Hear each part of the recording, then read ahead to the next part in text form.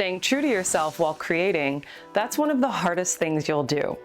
Every artist, entrepreneur, and creator faces the same tension. How do you honor your vision when bills need paying? When critics don't understand? What does it actually take to stay true to yourself in your creative work? What do you risk? And what do you gain by being yourself? I'm an actor, author, and entrepreneur, and my own journey has shown me that being authentic in your creativity requires courage. So settle in, these are honest conversations about what it means to create. Today's conversation is with Jamla Records recording artist Heather Victoria, and we are going to explore creativity and wellness and what it means when your voice, literally your body, is your instrument. Welcome, Heather. Hi, I'm so happy to be here. Yeah, thank you for joining. Thank you for having me. So for anyone who's not familiar with your work, would you like to explain or, give a little bit more details? Sure. Y'all, I am from North Carolina, born and raised. I am a singer and songwriter, and I love, love, love doing music. I have several albums out right now, and I am enjoying the journey. Amazing. Yeah. So what is your newest album about? The newest album is called I Can't Make This Up, and it's really about me discovering the importance of using my discernment and just kind of reflecting on all of the things that I unfortunately experienced with different toxic situations and relationships. But, once you have that reflection, you're able to say, wow, I really allow myself to go through these things, certain things to the point where it's really, I can't make it up. Wow. And it was more like a reflection era in my life. Yeah. But it was also like a point of my life where I experienced growth and truly understanding the lessons and what I need to change going forward. Amazing. So you just translated those experiences into essentially poetry and music. Absolutely. Amazing. Do you think that that's how you work naturally, or is that something that you just started doing recently? I think it's natural. With making music and creating songs, usually it's coming from life experience, whether it's my personal experience or somebody close to me. Yeah. Amazing. Yes, and so Jamla Records, how did you get started with them? Jamla Records is an independent music label based here in North Carolina.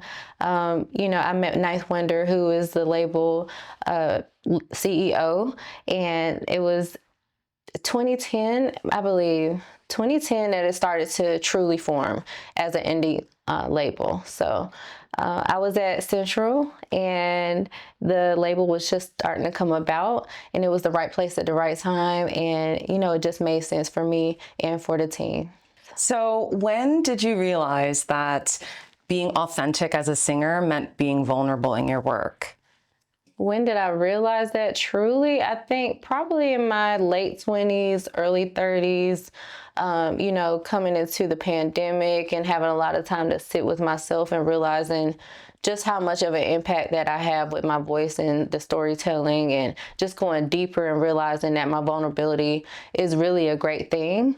And it's okay to dive a little bit deeper and to be more vulnerable so that, more people can have more insight to me as an artist, as a storyteller. And, just with the maturity, it's a little bit easier to take those guards down, I think. Yeah. For me, at least. Yeah. Do you think other artists have mastered that in a way, or do you think that there are some artists that hold back their vulnerability because of maybe fears or anything like that? That's a great question. I feel like everybody's on their own path, and some people's vulnerability might look different than others. And it's just, that's the beauty of music to me. It's everybody can have their own personal interpretation of what that vulnerability looks like from the artist. So it just depends. Yeah. Yeah. So, okay. So as a singer, you have to use your voice, right? So your voice is your entire way of expression at this point. So are there any techniques or any things that you have to do to preserve that? Any body movements that you do, to help yourself get more comfortable in your work? You mean in the studio or just in general? Yeah, in general. Yeah, like any wellness techniques or anything like that? I would say wellness techniques to take care of your voice is to, just really eat clean, try to keep your body away from a whole lot of processed food. No one is perfect, right? But just overall, just make sure you're taking care of your body, first of all. And then, you have your tea, you have your lemons that you need to have, your herbs and everything. But for me, I don't really overthink it. I just try to do my best every day to take care of my body, and then, make sure that I'm warming up before I do a show or I do a rehearsal and things like that. It's very routine. Exercise, I think that's good for your heart, which, correlates with your lungs, and that correlates with how well you do or perform, right? Yeah. So things like that. Yeah. Yeah. You So, gotta move. Yeah, absolutely. Do you ever do any other instruments or use any other instruments other than your voice? Because obviously your voice is an instrument. Other instruments, I used to play the flute. Okay. I still have a flute, Nice. and I have a keyboard at home, but I only know how to play like 2 songs. Okay. But I always loved the piano, and I used to take lessons when I was a kid, but the instructor was like, her house was so scary. I was like, I don't want to go there anymore. And she was like the most popular person in the neighborhood at the time. It was the 90s. So, finding somebody wasn't always easy. You got to go in the yellow pages. You got to do you can't just Google, right? Right. So it's kind of like, my mom was like, all right, we're just going to take a break on it. And I think I started to do other things like sports. But I will say the piano and the keys is still something that I'm interested in. Yeah. Amazing. I'm curious about so we talked a little bit about vulnerability and being vulnerable in your work. Have you ever been told that you can't say or do certain things in your music because it's not marketable? No, I've never had anybody tell me that before. Yeah. Has anyone ever asked you to change your tone or your expression, or are you just free to do what you want in your music? Oh, definitely. I think I've been coached, by Cash, who was our label president, but he's also a producer and he has a really good ear. Both of them have amazing ears. And I'm just fortunate to have people in my corner and on my team who I know are not yes men and who are, have just been able to really coach me well and, encourage me, but at the same time, tell me when I could do something better. And, it just helps you sharpen your iron, iron sharpens iron. Yeah. Right? Yeah. Absolutely. Yeah. Do you think that the way the industry is right now, there are certain agendas maybe being pushed that pull people away from being their authentic selves? Or do you think these, big time artists are just kind of putting music out because maybe it's a trend at the moment? It's a lot going on. I know, the music industry is huge. It's so big. It's a lot going on all at once. Yeah.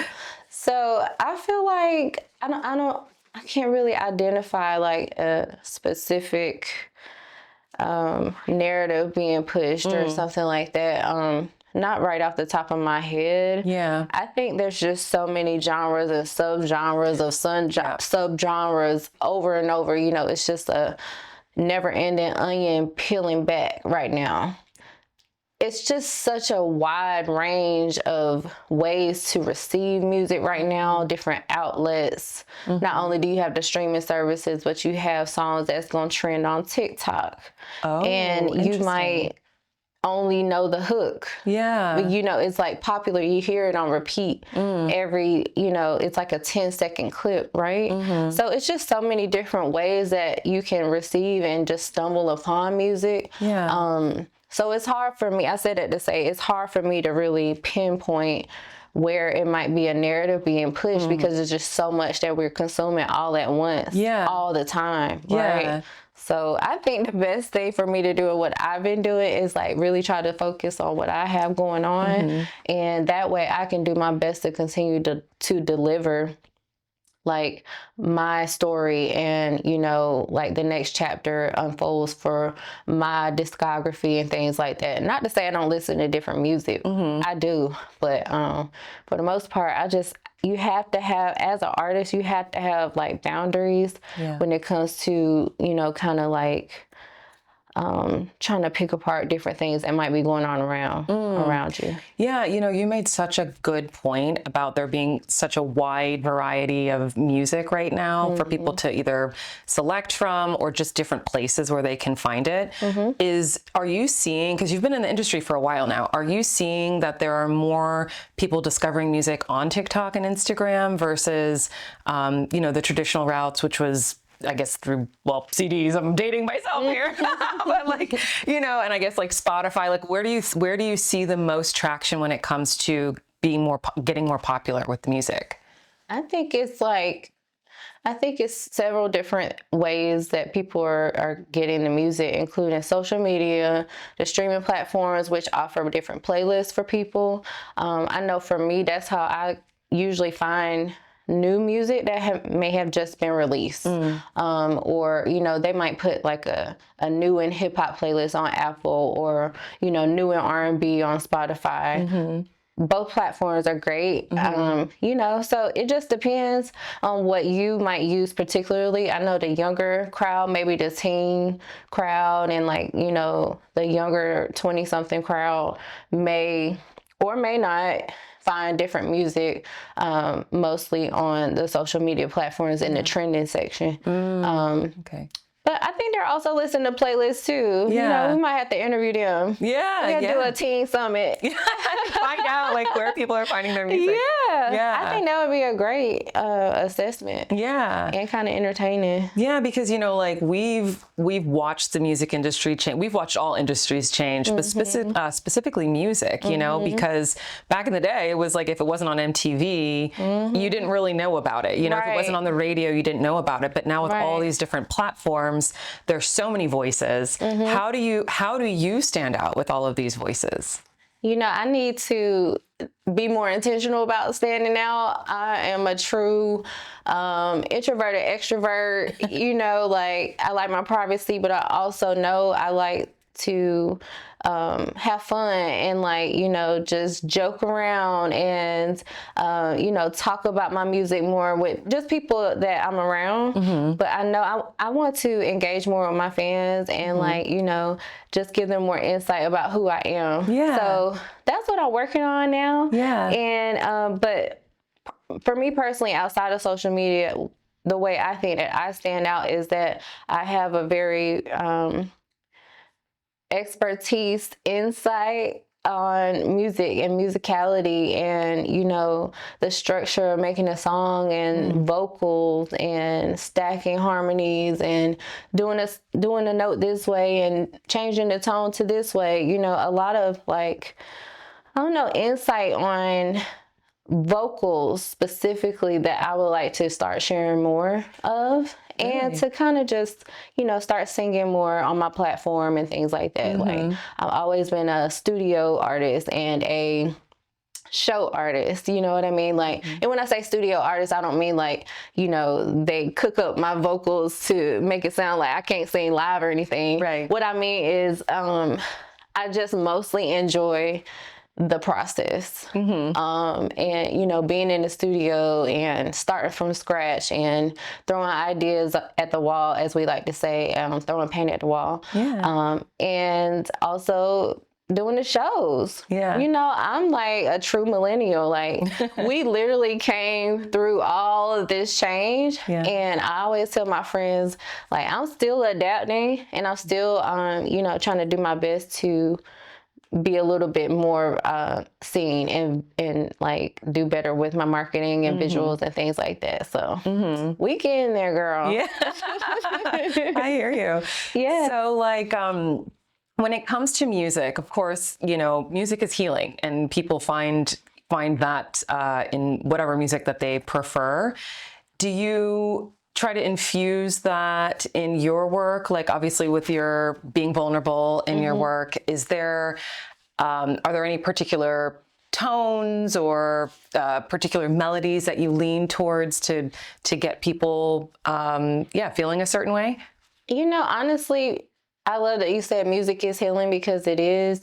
And, as I've gone through things, and it's just been healing for me. And also, I've literally had people, once I release the music, to contact me, call me, text me, and tell me, wow, this song really got me through something, or I really could identify with this song, and it made me think about this thing that I was going through, and it was healing for me. So I said that to say it doesn't matter to me, the vibe or the tone of the song. It just depends on whoever is consuming that song, how they feel, what mood they in. You know what I mean? Are you want to hear something sultry, something laid back? You have to be in that mood to be in a healing space for that vibe, right? But you also might have something upbeat that's healing. Yeah. So it just depends. I think everything could be healing, just depending on what you're going through and how those lyrics relate to what you're going through. Is there any song that you can think of that got you through a tough time, or any album that you lean on whenever you're, feeling a certain way? My own song? Your own song, or any other artists? Or your own music? Is there anything that you my music, there's a particular song called One Love on my last album. The one before the one that's out now, it's called Boutique Hotel, but the song is called One Love. And it was just I love that song so much because the sample comes from One Love that was in the 90s, and it was just talking about waking up and really having an awakening about self-love and how important that is, and to completely prioritize yourself. And that was so healing for me. That was one of the first songs I caught myself listening to over and over. That was my own song. So that was good. And as far as other artists, I like to listen to Sade. It don't matter what the song is or what the lyric is. It's the vibe, and it's the feel, and it's the energy that comes from her music. It's the live band. So for me, if I'm cleaning up, or if I'm going through, or I'm just kicking back, it don't matter the mood. You could put some Sade on, and everything gonna be all right. I know, isn't it amazing? I grew up listening to Sade too, and there's something about her energy and just her relaxedness. She's so relaxed, and how she performs and the way she sings, and it just puts you in an artist. That's what, and I love that you said that too, because I feel like that's what artists are meant to do. Artists are just meant to provide some sort of solace or entertainment or escape for the regular person. And if they're good at it, then, they succeed. So is that something that you really take into account when you're making music as well? Absolutely. Yeah. I love how you put that. And, I think that it's just very important that you continue to do it for the art. And if you're an artist who's truly doing it for the art and wanted to translate good energy, I think if you have those true intentions, that makes you more likely to be a sustainable artist, somebody that can last for decades, and your intentions are pure. And the music is pure, and it's not gimmicky. It's not copying somebody. You know what I'm saying? So that's my goal as an artist. And I think there's always going to be room for improvement when it comes to the content, the social media, the marketing, the branding. But at the core and the foundation, it's about the music, and it's about how you intend to thrive and, push the culture forward. So that's the foundation. That's always a goal. And I think as long as I stay true to that and know that I'm doing music because I love it and it's just a part of my purpose, I think we're on the right path. Yeah. When did you, do you remember the age that you were when you discovered that music was your purpose? Music being my purpose, it's always been something I love. And it was always something I enjoyed to sing, and, doing the flute in middle school, and just learning myself, being more confident, coming all the way up through vocal ensemble in high school. Oh, wow. Singing in a gospel choir at college. So I think all of that was preparing me. Sure. And me not even knowing that I could be from North Carolina and have a chance for it to be a career. Because growing up in North Carolina, being a singer or artist or actress is something that you don't really grow up aspiring to do, because it's just it just doesn't seem achievable. So I said it to say, I feel like I discovered it might be my purpose around like 19, 20 years old, and getting more in the studio, taking that poetry, turning it into song, that being something new for me, you know, just the expanding my experience with like creativity and spending hours in the studio. That's when it started to become a little bit, like, oh, okay, this might be something that I could really pursue, you know, and take it seriously. And it also be something that I truly enjoy doing. So, yeah. That's amazing. Yeah. When you, so like, let's say you're out in public and you know, see people who recognize you and recognize your work. Do you ever have to put up a guard because maybe people are a little too aggressive, or do you feel comfortable out in public, you know, when you're, especially at concerts and you're performing, do you feel comfortable being in front of your fans, or do you have, do you feel a sense of like... Of course, like, you know, always open and embracing people that may recognize me and want to tell me how they feel about my music, tell me they enjoy it. Like, I ain't Hollywood. And I'm just like, I'm not that famous, like, at all. You know, I definitely have some supporters and some fans that have come up to me and really been super nice, and I appreciate it. And not even in just North Carolina, it actually surprises me. And meeting different really, really huge famous artists that we might not even follow each other on Instagram, but I've been in LA and just so happen to be around certain people, and they'd be like, oh, what's up, Heather? I know your music. You know what I'm saying? And it's just like really, really encouraging and really humbling as well. So, you know, I think it's really cool. I'm always open to say, hey, and how y'all doing? Where you from? You know, I'm a real Southern girl.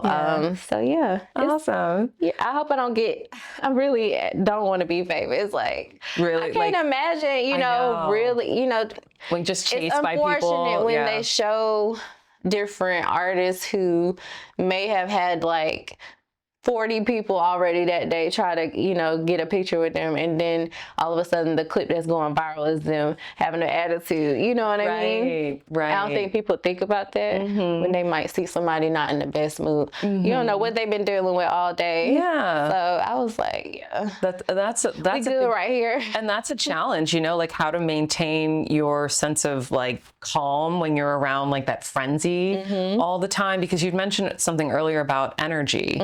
And for myself in particular, I'm like really sensitive to energy. So like sometimes I don't like to even go into certain spaces because the energy just feels a little bit off. And so as a public figure, you know, as an artist, someone who's in front of people a lot, you know, you have to deal with that, and you have to deal with different energies and interacting with people and still putting on the brave face and that. Have you ever run into any, you know, and you don't have to name names, but have you ever run into any other artists that you just, it was just completely off put because of their energy and you just didn't vibe? I wouldn't say completely off put, but I have run into people who might have a different personality than I expected them to. Really? So, you know, not even in a bad way, just in an unexpected way. Yeah. Yeah. You know, you see pictures, you might see a couple clips, or you see somebody in a movie, like you just paint your own picture of what they might be like. But you have to remember, especially actors and actresses, like that's not them, you know? So the real person, you're like, who is that? You know, why they walk like that? You know, or like, I didn't know she smoked cigarettes, like, you know? So it's just been funny over the years to kind of like be acquainted with different people who you might think their personality is a little different. Yeah. Nothing really crazy though. Yeah. No. Most people I've met have been really cool. Have you ever felt like you've lost yourself in the music or in songwriting or singing?